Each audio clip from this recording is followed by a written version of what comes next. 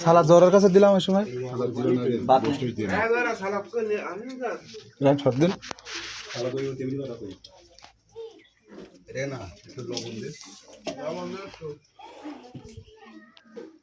মানে আসিস ভালো কাজ করি শোন শোন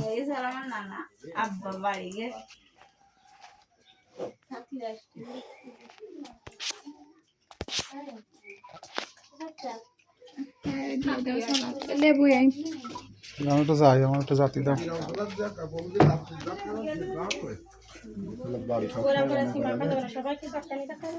চটকানি যায় এখন